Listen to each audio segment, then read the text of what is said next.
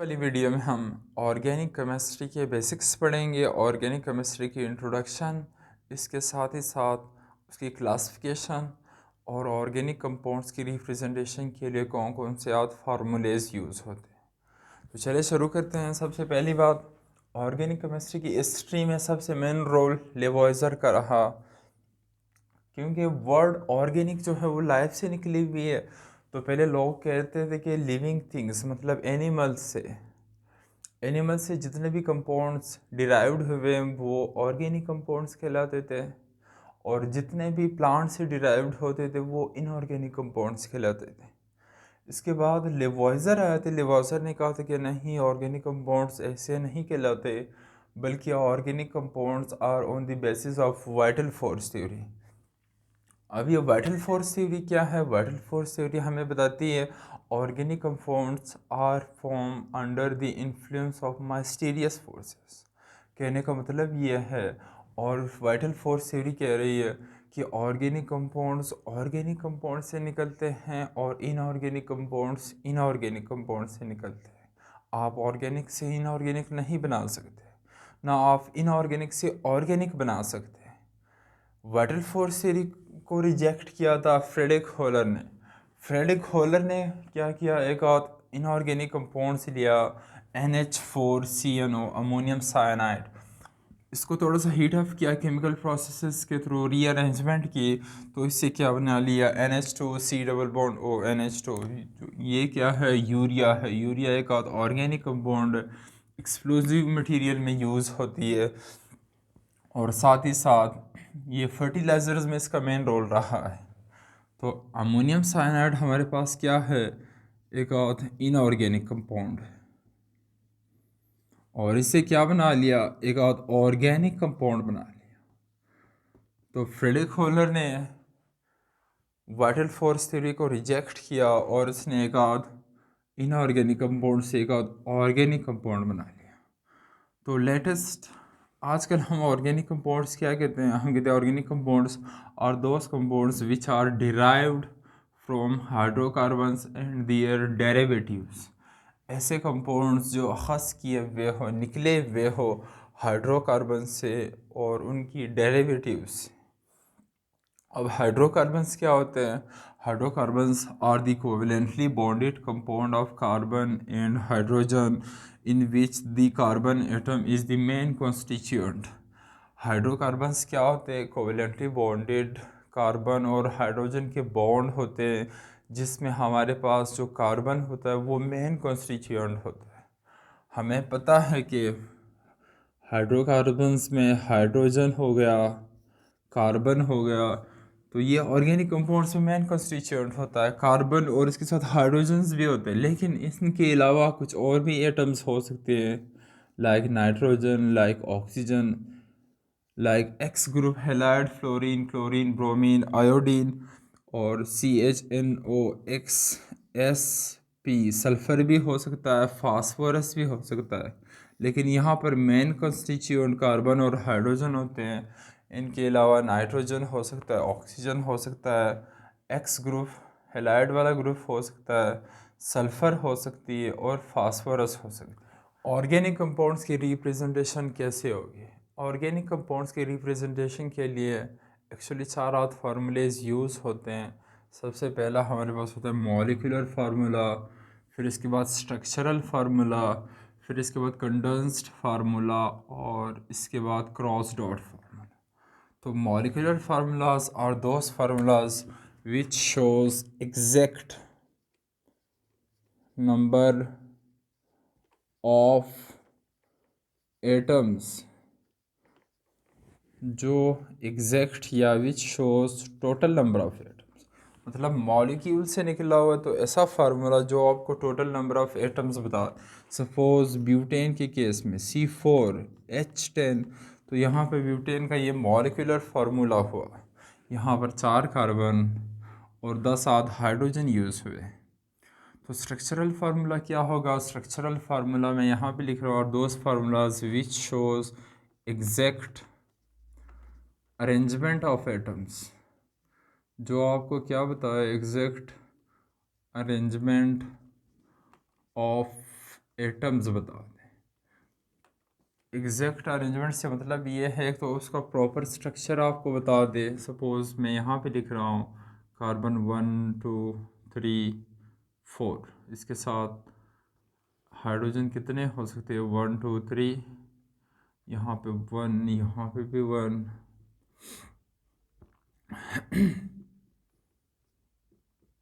तो ये इसका स्ट्रक्चरल फार्मूला हो गया। किस चीज़ का? ब्यूटेन का। कार्बन कितने 1 2 3 4, के साथ हाइड्रोजन लगे हुए हैं। तो एक्चुअली स्ट्रक्चरल फार्मूला आपको सपोज़ मीथेन के केस में अगर आप देखो तो आपके पास अगर देखा हो कुछ ऐसी रिप्रेजेंटेशन होती है। एक गाड़ी सी लाइन होती है, इसको हम कहते हैं वेज, और एक आपके पास तरह डॉटेड लाइन होती है, इसको हम कहते हैं डॉट। तो वेज डॉट मेथड के थ्रू भी आप इसकी रिप्रेजेंटेशन करवा सकते हो। वेज मेथड क्या बताता है? कोई भी आपके पास तरह की गाड़ी वाली लाइन हो, इसका मतलब ये है कि the atoms is situated towards the viewer, कि वो बिल्कुल आपके सामने है, देखने वाले के बिल्कुल सामने है, और ये इसी के बिल्कुल एग्जैक्टली पीछे है, इसी जिसको हमने डॉटेड लाइन से शो किया हुआ है। तो वेज मेथड को आप क्या कहोगे? वेज मेथड एक ऐसा मेथड है जिसमें एटम सिचुएटेड होती है, atom situated towards the viewer, देखने वाले के बिल्कुल सामने होते हैं। अच्छा, तो एक हमारे पास मॉलिक्यूलर फार्मूला हुआ, एक स्ट्रक्चरल फार्मूला हुआ। Molecular formula total number of atoms बता रही है, ये आपको एग्जैक्ट अरेंजमेंट बताती है कि कौन सा एटम आपके बिल्कुल सामने है और कौन सा एटम आपके बिल्कुल अपोजिट में। तो वेज मेथड आपको बताया जाता है atom is situated towards the viewer. Dot method बताएगा atom is situated opposite side of viewer या बिहाइंड द व्यूअर। तो कंडेंस्ड फार्मूला आपको क्या बता रहा है? Condensed formula shows groups of atom in condensed form. ये आपको बता रहा है कि जितने भी ग्रुप्स है जो अटैच्ड है उनको कंडेंस्ड फॉर्म में शो करें। हम आगे पढ़ेंगे होमोलोगस सीरीज़, वो भी इसी की बेस पर है। सपोज़ हमने एग्जांपल ब्यूटेन का लिया हुआ, तो यहाँ पे देखिए CH3 और CH2 होल ट्वाइस CH3, एक कार्बन 2 3 4 कार्बन। एक्चुअली हमने ऐसे ही लिखना था, लेकिन यहाँ पे CH2 दो दफ़ा रिपीट हुआ, हमने ब्रैकेट में उसको होल ट्वाइस लिख लिया। तो ये क्या शो कर रहा है? ये आपको कंडेंस्ड फार्मूला शो कर। एक होता है क्रॉस डॉट फार्मूला, या इसका एक और नाम भी है, बाज़ लोग इसको बैलेंस्ड फार्मूला भी कहते हैं, बाज़ लोग इसको लेविस फार्मूला भी कहते हैं। ये होता क्या है? ये आपको वैलेंसी बताता है। सपोज़ मीथेन के केस में हमें पता है कार्बन की वैलेंसी 4 है, फोर्थ ग्रुप में है, तो इसकी वैलेंसी कितनी होनी? 4 होनी। कितने बॉन्ड बनाएगा? 4 बॉन्ड बनाएगा। तो सपोज़ अगर यहाँ पे इसके साथ हाइड्रोजन आ रहा है और आप उसको डॉट और क्रॉस मेथड से रिप्रेजेंट करवा रहे हो, तो ये आपका क्रॉस डॉट फार्मूला कहलाएगा। Classification of organic compounds. Organic compounds की क्लासिफिकेशन कैसे होगी? ऑर्गेनिक कंपाउंड्स को क्लासिफाई किया गया इनटू एसाइक्लिक या ओपन चेन हाइड्रोकार्बन्स या ओपन चेन ऑर्गेनिक कंपाउंड्स, या साइक्लिक या क्लोज चेन ऑर्गेनिक कंपाउंड्स, या उसको आप क्लासिफाई हाइड्रोकार्बन की बेस पर भी कर सकते हो। तो यहाँ पे देखिए एसाइक्लिक, ए मतलब विदाउट, साइकिल मतलब cycle. Acyclic hydrocarbons are those hydrocarbons in which the first end of one carbon atom is not directly attached with the last carbon atom। इसका मतलब ये है, सपोज़ अगर आपके पास ये कार्बन, दूसरा कार्बन, ये यहाँ पे मैं हाइड्रोजन नहीं लिख रहा हूँ, तो सपोज़ अगर ये आपका पहला, ये दूसरा, ये तीसरा, ये नंबर 4, तो आपके पहले कार्बन का आखिर वाले कार्बन के साथ डायरेक्टली कोई बॉन्ड नहीं बना हुआ है तो वो आपके एसाइक्लिक कहलाते हैं। इसको फर्दर क्लासिफाई किया गया स्ट्रेट चेन में, ब्रांच चेन में। स्ट्रेट चेन में होता क्या है, यहाँ पे स्ट्रेट चेन होती है, suppose CH3 CH2 CH2 CH2 CH3 1 2 3 4 5। Straight chain वाली केस में कितने carbon, methane, ethane, propane, butane, pentane, तो इस वाले को आपने कहना एन पेंटेन। बाज़ लोग एन पेंटेन।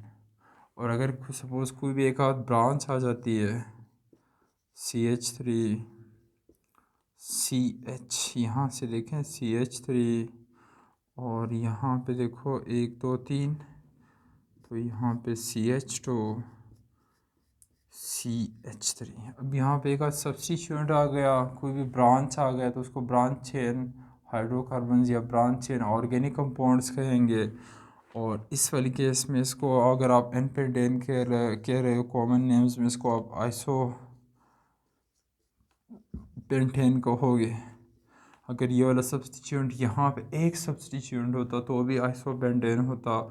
लेकिन अगर ये एक सब्स्टिट्यूएंट यहाँ पे अटैच, एक डायरेक्टली इसी कार्बन के ऊपर दो और सब्स्टिट्यूएंट आए हुए हैं, लाइक मैं यहाँ पे लिख रहा हूँ CH3, यहाँ से देखें CH3। अब यहाँ पे हुआ क्या है, इस वाले कार्बन के ऊपर दो और सब्स्टिट्यूट डायरेक्टली आए, एक आध सब्स्टिट्यूट ये वाला, एक आध ये वाला। तो इस वाले को फिर अगर आप इसको एन पेंटेन कह, इस वाले को आइसो पेंटेन। यहाँ पर टोटल कितने कार्बन, 1 2 3 4 5।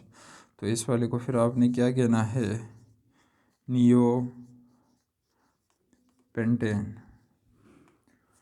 तो इस साइड पे आ जाते हैं साइक्लिक या close chain hydrocarbons are those hydrocarbon in which the first end of carbon atom is directly attached with last carbon atom।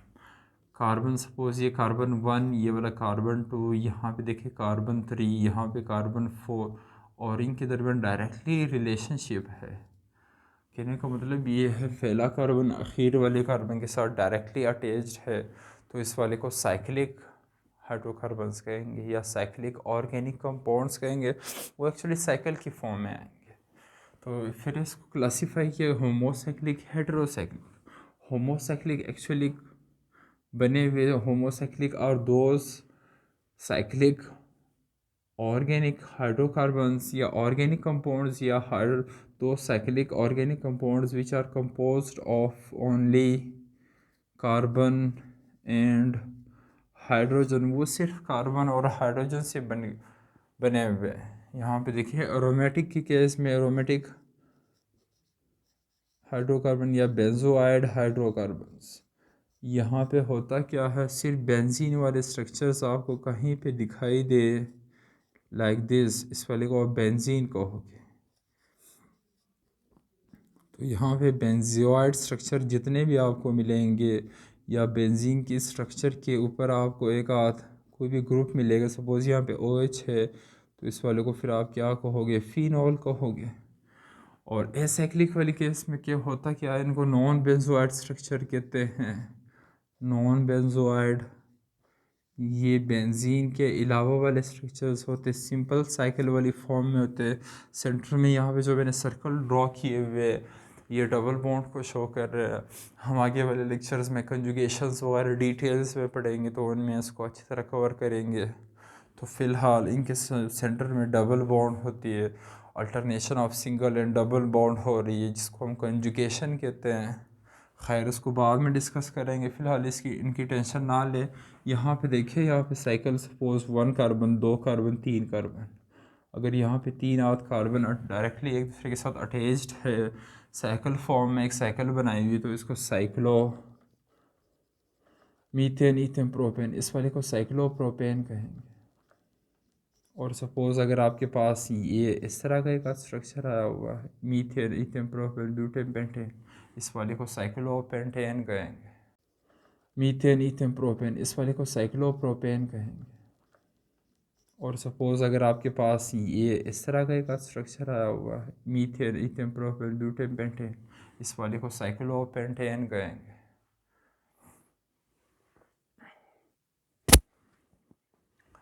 Heterocyclic hydrocarbons या हेट्रोसाइक्लिक ऑर्गेनिक कंपाउंड्स क्या होंगे? तो heterocyclic hydrocarbons are those hydrocarbon which are composed of different atoms along with carbon and hydrogen. those cyclic hydrocarbons होंगे cycle वाली form में, लेकिन यहाँ पे होगा क्या, कार्बन और हाइड्रोजन के अलावा कोई और डिफरेंट एटम हो सकता है। साइक्लिक में हमने पढ़ा होमोसाइक्लिक, उसका एक और नाम भी था कार्बोसाइक्लिक, तो उसमें सिर्फ बेंजोइड या नॉन बेंजोइड स्ट्रक्चर आ रहा था, सिर्फ कार्बन और हाइड्रोजन पे कंसिस्टेंट थे। लेकिन यहाँ पे हो क्या रहा, यहाँ पे देखिए कार्बन और हाइड्रोजन के अलावा एक नाइट्रोजन आया हुआ। यहाँ पे जो हमने ये सर्कल ड्रॉ किया हुआ, ये अपनी आसानी के लिए यहाँ पे कंजुगेशन होती है, डबल एंड सिंगल बॉन्ड होते हैं, तो उसमें आप लोगों ने कन्फ्यूज़ नहीं होना। यहाँ पे देखिए कार्बन कितने हैं, 1 2 3 4 5 कार्बन, और यहाँ पे एक नाइट्रोजन आटे जिस वाले का नाम पिरिडीन, यहाँ पे ऑक्सीजन, इसके ऊपर दो लोन पेयर, यहाँ पे देखिए 1 2 3 4 4 कार्बन, इस वाले का नाम फिरिडीन होता है, इस वाले का पिरिडीन, तो इस वाले का क्या होगा, फ्यूरान। यहाँ पे देखें, यहाँ पे आयरन आया हुआ है, तो इस वाले को आप क्या कहते हो, पायरोल, PYRR, पायरोल, जो सेब की छिलके वगैरह में यूज़ होता है, या हेमोग्लोबिन्स वगैरह में भी यही वाले कंपाउंड्स होते हैं। और अगर यहाँ पे S आया हुआ है तो इस वाले को फिर आप क्या कहोगे, थायोफीन कहोगे।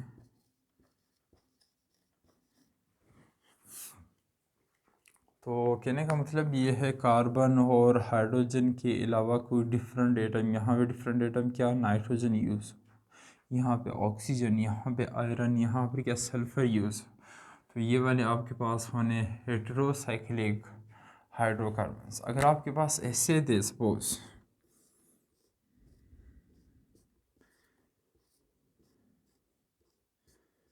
एक इस तरह का स्ट्रक्चर आपको दिया हुआ था, एक यूँ आपके एग्ज़ाम में आपको गिवन है, यहाँ पे देखें, और या सपोज आपके पास ना इस तरह का एक आध स्ट्रक्चर दिया हुआ है,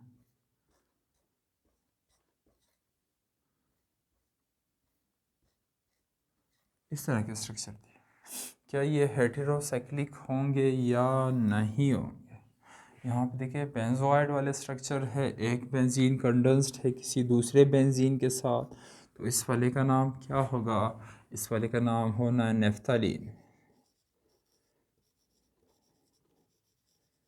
बेंजीन अगर आपके पास सिंपल इस वाली फॉर्म में है, इस वाले को आपने कहना है बेंजीन, ये वाला नेफ्थलीन, ये वाला होना है एंथ्रासीन।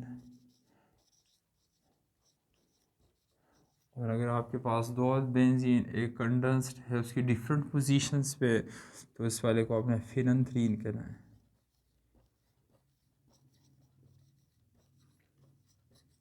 वीडियो में हमने स्टार्ट से ऑर्गेनिक कंपाउंड्स, उसकी थोड़ी सी हिस्ट्री पढ़ी, हिस्ट्री के बाद फिर हमने कहा कि उनके डिफरेंट रिप्रेजेंटेशंस होते हैं, रिप्रेजेंटेशंस के बाद फिर हमने थोड़ी बहुत उसकी क्लासिफिकेशन की, बेसिक टर्मिनोलॉजीज़ यूज़ की, बेसिक बातें बताई है। इसके बाद आहिस्ता आहिस्ता हम कॉम्प्लेक्स होते जाएंगे, कॉम्प्लेक्स डिटेल में बढ़ाते जाएंगे। शुक्रिया।